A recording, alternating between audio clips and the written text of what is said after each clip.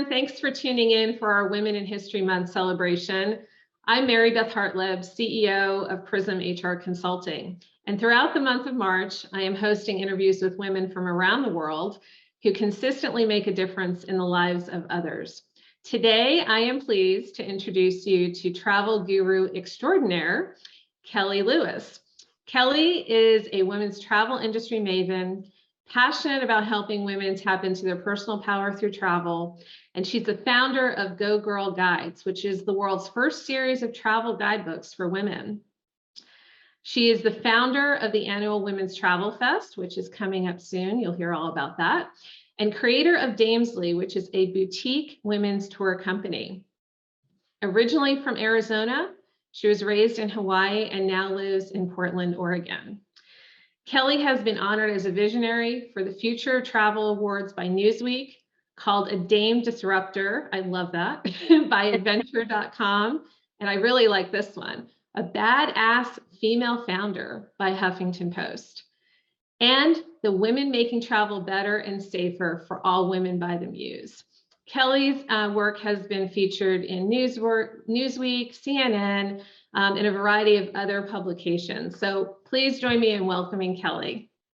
Yay, thank you so much for having me. It's great to see you again. And I know we met at your Travel Fest conference in New York City back in March of 2020. Was it 2020? Might have been 2019. 2019, and it was right before everything kind of shut down, right? Oh no, it was 2020. Yeah, it was March 6th through the 8th of 2020, and then I believe the world closed on like the 13th or the 12th. So it was. I know we kind of all got out of New York just in time for all of that. Yeah, we all call it the last fun weekend because it really was. You know, we didn't know. Yeah, it was true. We really didn't know what we didn't know. And I had a great time at Travel Fest, and it was great to meet you. And I'm so impressed by your accomplishments because, you know, we share a passion for travel, and I'm certainly ready to get using my passport again for here real soon. And, you know, so tell us, you know, how you came to do your business and get into this. I mean, it's a great story when you turn a passion, you know, into a business. So tell us more. Yeah, absolutely. I started everything in 2010. I actually had a dream in the middle of the night that I was looking at guidebook for women.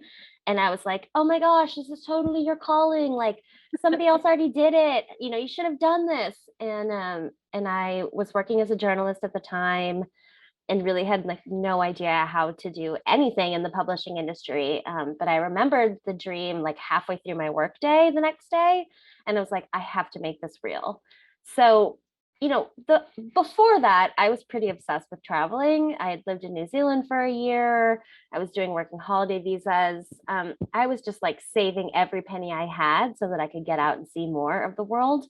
But when I started Go Girl Guides, that was kind of my first foray into the industry of travel, which honestly I didn't know existed. What I did know was that there was no real representation or information for women specifically traveling, which I thought was insane because it was 2010. And I remember being like, what's going on in this industry that doesn't represent us? So, you know, and I was thinking at the time, like all the things that my girlfriends would tell me, like, you know, oh, this bus station's kind of sketchy at night, or like, oh, make sure you pack tampons because you can't find them in Argentina, or like just kind of tips that I would hear through the girlfriend grapevine that I couldn't find in guidebooks or like really anything. Because I mean, at this point in time, travel blogging was still relatively new. So it was mostly guidebooks we were relying on. So that's how the first business started. And then from that point, I went on a big tour. And I was talking to women about traveling, promoting the guidebooks across the country. And I loved having those conversations so much that I got to New York City and I was like, I'm going to do this in a bigger way. So then I started Women's Travel Fest. And I had zero experience planning events of any kind, let alone like large scale events. So that's kind of my like life motto is just try it and figure it out and like see what works. I love that. Yeah. Yeah. And then finally, lastly, after I had so many years of bringing women together at Women's Travel Fest, I was like, this is great. We're talking about travel. Let's actually take people traveling. So then I started Damesly, which is a tour company. So everything I do revolves around helping women to see the world. And I do that because I personally believe that travel is one of the best ways that you can show yourself how strong you are. You can show yourself how capable you are. If you can feel confident like dropping yourself into any major city and know that you can navigate public transportation, find your way to your hotel, find some good meals, I mean, that does wonders for confidence, at least for me.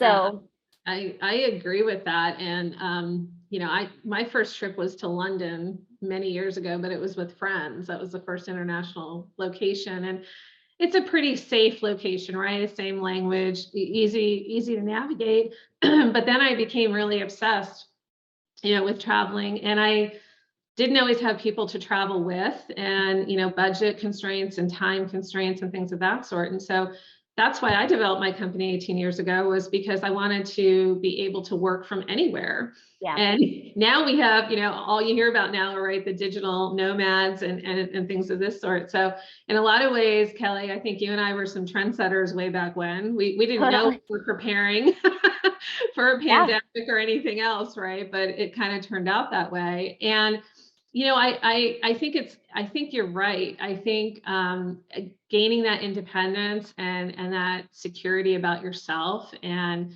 feeling confident to understand how to navigate different travel situations, I think is key. And I've often said that I think everyone should travel at least once. yeah, Somewhere you get out of your comfort zone. I think it's totally. really a growth experience. And so I am curious, how have you gotten through the pandemic, and what's next up? Do you have any tours scheduled through Oh your yeah. tour company? Yeah, so we started running tours last year. We ran a sold out trip to Egypt. I also traveled to Jordan. So I have gotten back into exploring the world, which has felt really, really good. Yes, most of my 2022 tours are fully booked. There's still some availability, but yeah, I think that, we collectively as travelers went through kind of an identity crisis in 2020, just because it was like, at least for me, it's like, this is so much who I am. Like, this is the thing that makes me feel the most alive. And now I feel like I can't do it ever again, potentially. My response to that was to use the time to write a book.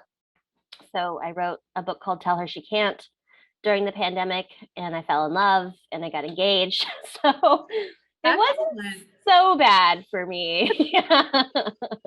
I love that. You have such a positive, energetic outlook on life, and you made the best out of the situation. So tell us about the book, and where can we get it? Yeah, it's available at any bookstore and on Amazon. It's called Tell Her She Can't, and it's stories of women who have overcome different forms of adversity and being told that they can't do something and proving everyone wrong in the process by doing it, which is really kind of my life story. I grew up like always hearing what I couldn't do. I didn't have the best environment as a kid. And I think also that's probably why I started traveling so much, was like, I just need to get out there and like prove to myself that I can see other things, I can navigate other things, I'm enough. And like in going out and doing that, like I proved that to myself. And I also learned the lesson that like the world really is full of good people, and the world really is generally safe.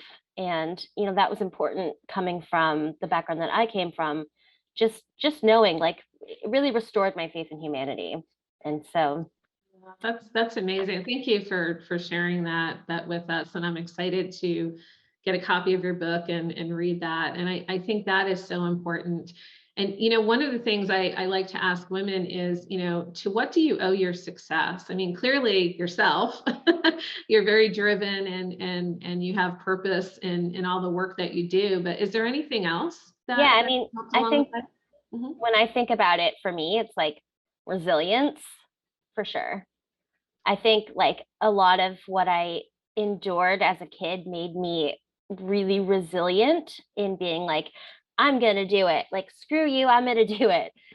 I might not know how to do it, but I'm going to figure it out. I'm going to do it. And that's kind of my attitude for a really long time. And so I just kept building and building and building. And I can get in that kind of mode where I just like I can't stop. And so like 2020 was also a real big lesson, like a learning lesson for me, because it was like, no, girl, you have to stop. You can't, this is not a time for another business. It's not time, because I'm one of those people that it's like every time I take a shower, I can come up with another business idea. So like What is that about showers? I don't know, but I could just keep going and going and going and like push myself so hard. And I do think it comes from that place of like not feeling like I was enough when I was a kid, And I grew up in Hawaii, so I always was curious, like, what's the rest of the world look like? Like I very much had like a Moana mentality, like what lies beyond the shore? All I really knew was the 2-hour circumference of my island. And so I was just always like insatiably curious about the world. And once I started traveling, it just took a hold of me. Like anything, I would do anything to travel further. I would work any job. I would save as much as I could, and it all went to travel. And there was a point in time when like I would dream about travel. I would dream about these places, and I knew I had to get there. And like now I look back on my life and I'm like, oh my gosh, I've been to all 7 continents. I've seen all 7 wonders of the world. Like I've sailed around the world. I've done all of these crazy things that I never thought I would do. But now I no longer feel that like I got to get out there. Like now it's like, okay, well, where would I go next? If I could plan anything. Always the big question. Yeah, I've got all 7 continents along with you as well. And the last one was Antarctica, and it was just phenomenal. I recommend it. So, part of why I'm doing this series is to really celebrate women and Women's History Month, which is held, and honored and recognized every March. This year's theme is providing healing and promoting hope. And it was designed really as a tribute to all the caregivers and the frontline workers during the pandemic, of course. But it also recognizes, thousands of ways that women across all cultures have provided both healing and hope throughout history. And so I'm curious, Kelly, how does this year's theme resonate with you in your professional and personal life?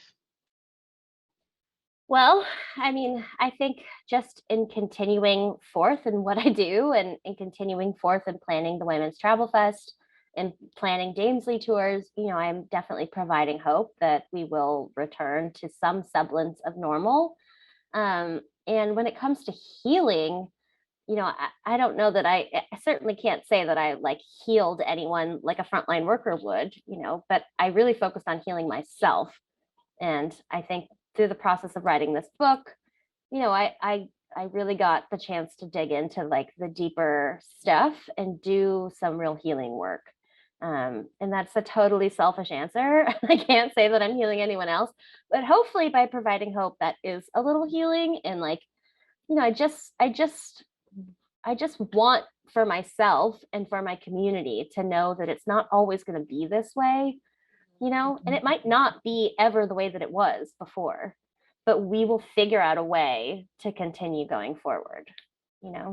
Yeah, I agree. And I'm going to push back on you a little bit there. I think you are a healer, and I think you do promote hope. And the reason why is because so many women that I speak with feel that they're all alone in their story. And when you're vulnerable and you're courageous and you share your own story, it's amazing how many women can identify with that. And I also think that travel is a healing modality for many women who may be going through a life transition, such as a divorce or passing of a spouse, and they're finding themselves again. And so I think you need to give yourself a little more credit there. I'm gently pushing back on that, but I certainly see you as a healer and providing hope for many, many women that you come across. And your conference, is very inspirational and high energy, and it's like everyone found their tribe. Yeah. When you go, and so that's really an uplifting, empowering experience too. I think for women, at least that's how I experienced it. Yeah, it's my favorite. I mean, it is so much work to plan, but then when it happens, it's like, oh, it just feels so good to like be there and to share a common passion, Mhm. and to like just be comfortable and being like, all I want to do is travel, I know. and know that other people are like, me too. Yeah, yeah. I often say I work to travel. Yeah. And so, to kind of to wrap up our talk here, I feel that as women, we really have a responsibility. Um, we're all role models in one form or another to other women, and many times we may never know that.